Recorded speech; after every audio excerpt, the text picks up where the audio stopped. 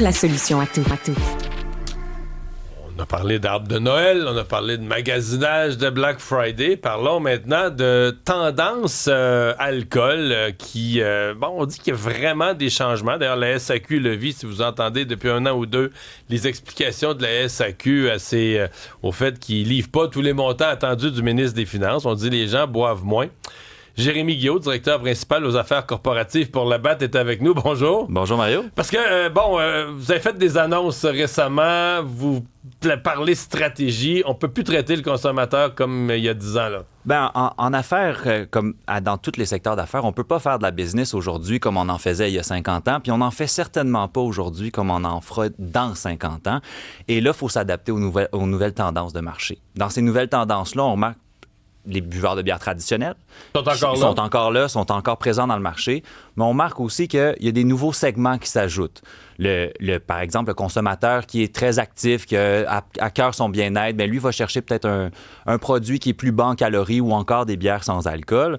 On a les consommateurs qui se tournent vers des produits premium, donc ils vont regarder des produits peut-être comme Stella Artois ou Corona.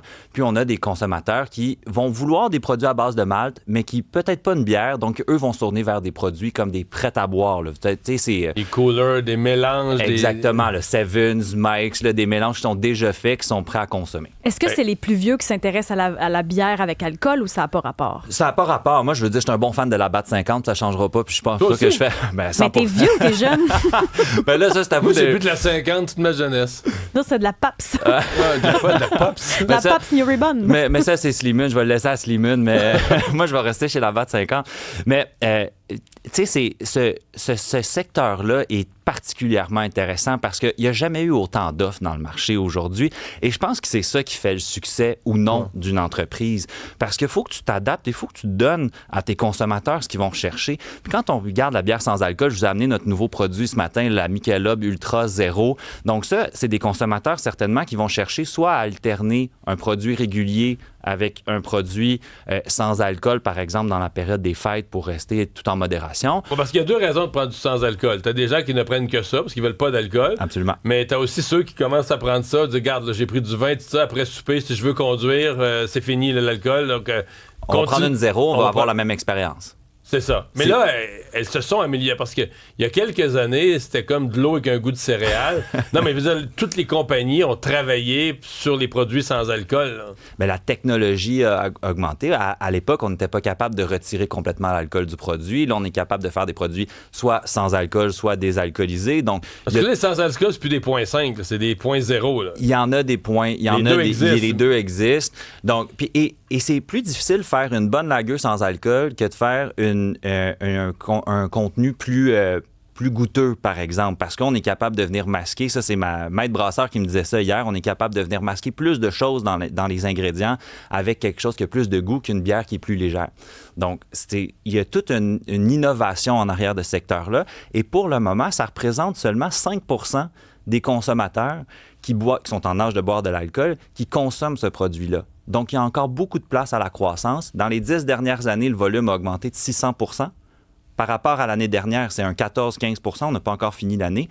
Donc, on voit que ça continue à monter. Donc, c'est le marché qui est en croissance. Puis la bière traditionnelle, la 5% ou autour de ça, elle est en diminution sur le total du marché? Pour l'instant, moi, je ne peux pas parler pour l'industrie au complet, mais nous, nos productions de volume chez Labatt continuent d'être sensiblement les mêmes ici à la salle. Puis ce qu'on ne sait pas souvent, c'est que... Et donc, ça se maintient, mais la croissance n'est plus là. La croissance est dans les autres marchés. La croissance, le marché change, là. On voit, par exemple, que le sans-alcool va venir prendre un peu de place. Les produits prêts à boire vont venir prendre un peu de place. Donc, pour nous, l'avenir est encore intéressant. Là. On fait des affaires au Canada depuis 1847 et on brasse de la bière avant la Confédération. Là. Fait on reste pas en affaires sans s'ajuster au marché. Le marché change, on change avec lui. Est-ce que ça stresse quand même? Parce qu'on le voit, là, c'est prouvé dans les chiffres que la consommation d'alcool diminue. Chez les jeunes, entre autres. Chez les jeunes, entre autres, effectivement. Ben, et puis, est-ce que ça fait partie des conversations? Ça fait partie des conversations. Puis est-ce que du vent de face? Il faut trouver des solutions à ça en tant qu'entreprise. Mais en tant qu'entreprise, on est capable de s'ajuster et de venir offrir les produits que les gens vont rechercher. Est-ce que c'est ça qui est important?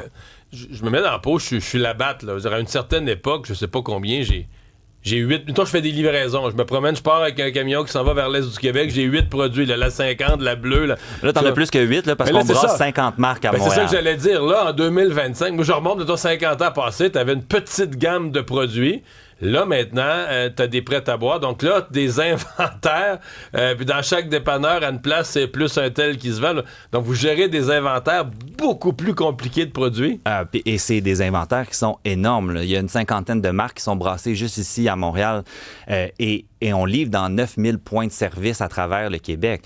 Il y a quelque chose d'unique ici. Puis l'Ontario est en train de commencer de rentrer dans ce marché-là aussi, c'est le fait qu'on a des ententes individuelles avec les points de vente ou avec les restaurateurs puis les bars. Un peu partout en Amérique du Nord, c'est différent. C'est des gouvernements d'État ou c'est les beer stores qui font ce genre de partenariat-là, un peu les équivalents de la SAQ, et que là, les restaurateurs vont aller voir la SAQ je dis la SAQ pour qu'on comprenne, là, mais c'est pas celle-là. Ils vont avoir des ententes directement avec ces entités-là. Pour nous, au Québec, on a un modèle qui est spécial, qui fait en sorte qu'on doit... On a libéralisé la bière. On a libéralisé la bière. Et là, on peut livrer à Rouyn-Noranda, à Gaspé, à Sherbrooke. Et tout ça, on parle... Direct au dépanneur, direct au restaurant. Ça, c'est unique au Québec. Là. Le camion Labatt là, qui se promène, là, qui va livrer direct dans vos établissements. Ça, on voit pas ça ailleurs. Question de Steve des Laurentides et Daniel de Roxton Pound. Les deux ont la même question. Pourquoi les prix de bière sans alcool sont les mêmes que de la bière normale? Ah ben là, il va falloir parler aux marchandiseurs en prix, par exemple, parce que c'est pas moi qui mets les prix. Mais c'est extrêmement coûteux de brasser de la bière qui est sans alcool. 2, c'est le même procédé pour brasser ce produit-là. Puis après ça, on va le mettre en marché de la même façon. Vous voyez, je vous ai amené avec vous la caisse de Michelob Ultra, la caisse de Corona Zero, par exemple. C'est le même genre de bouteille là, que vous allez retrouver. Donc, je peux penser que ça fait partie de la réponse, mais il va falloir parler aux personnes là, qui déterminent les prix pour ça. Parce que moi, malheureusement, c'est pas mon champ d'expertise. Mais c'est intéressant quand même, tu sais, parce que c'est des procédés qui sont similaires. C'est plus compliqué des fois de faire du sans-alcool. Ben oui, parce qu'il faut avoir la recette, puis après ça, il faut aller retirer les éléments composant l'alcool. Parce qu'il faut comprendre que c'est pas dans la bière 5% qu'on ajoute de l'alcool, c'est dans la bière sans alcool qu'on enlève le résultat de la fermentation qui avait créé de l'alcool. C'est ça, puis... Et ce qu'on essaie de faire aussi, c'est d'aller chercher une expérience qui est similaire. On va aller chercher l'expérience la plus proche possible du produit régulier. Donc, quand on veut une Corona Zero, on essaie de se rapprocher le plus possible du goût original de la Corona sans l'alcool. On a de la Michelob Ultra Zero, on essaie d'aller chercher le plus possible ce goût-là, encore une fois, sans l'alcool. Le temps des fêtes, parce qu'on dit dans le commerce de détail, le temps des fêtes, c'est la vie ou la mort, ou c'est la moitié des ventes de l'année sur un mois. C'est vrai aussi dans vos... Ben c'est vrai que c'est une très bonne période. Oui. Puis tous les événements qui font en sorte que les gens se rassemblent, pour nous, c'est des bonnes périodes. On a eu les séries mondiales des Blue Jays. Les Blue Jays, c'est les Budweiser Blue Jays. C'est toujours excellent. La Coupe Grey, c'est des événements qui font en sorte qu'on se rassemble. Souvent, les gens vont prendre une petite bière. Bon, il est peut-être trop tôt pour parler de bière avec alcool, mais c'est le genre d'événements qui font en sorte que c'est bon. Puis bien entendu, pendant le temps des fêtes, on se rassemble en famille. Donc, pour nous, c'est des bonnes périodes. Meilleur que les mois d'été ou moins bon que les mois d'été? Les mois d'été, c'est excellent parce que vous pensez à des produits comme Corona, c'est très fort pendant l'été. Jérémy Guillaume, merci beaucoup. T'as fait de la politique, puis là, maintenant, dans la bière, c'est-tu plus relax? C'est différent, mais c'est sûr que ça fait changeant. Merci beaucoup d'avoir été là. Merci.